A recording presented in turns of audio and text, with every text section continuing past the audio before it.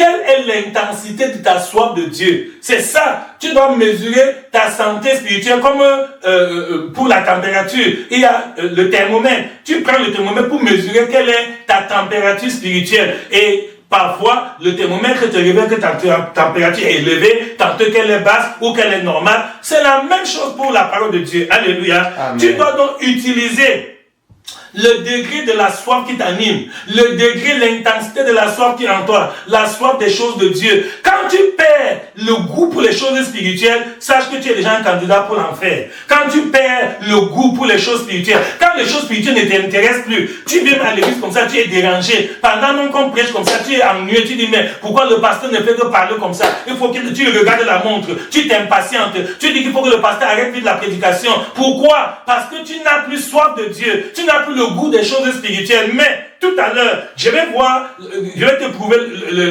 ce qui se passe. Dès que le culte va finir, les mêmes gens qui s'impatientaient que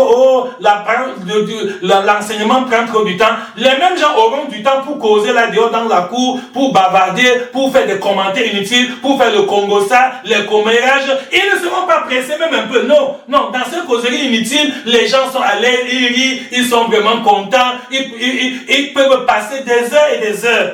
Alléluia. Amen. Cela n'est pas bien, cela n'est pas digne pour ceux qui font profession de servir Dieu, même à la maison, de retour à domicile. Les mêmes gens qui disaient à l'église que quand on s'agenouille pour prier, à peine 5 minutes de prière, il y en a qui commencent à bâiller, ils sont tellement gênés, ils sentent des moustiques alors qu'il n'y a même pas de moustiques, ils sentent la chaleur, il n'y a pas de chaleur. Les mêmes gens qui sont indisposés, dès qu'on commence une séance de prière, les mêmes gens vont s'asseoir devant un écran de télévision pour voir un film pendant des heures et des heures. Et après la fin du film, ils ont encore soif de voir l'épisode suivant.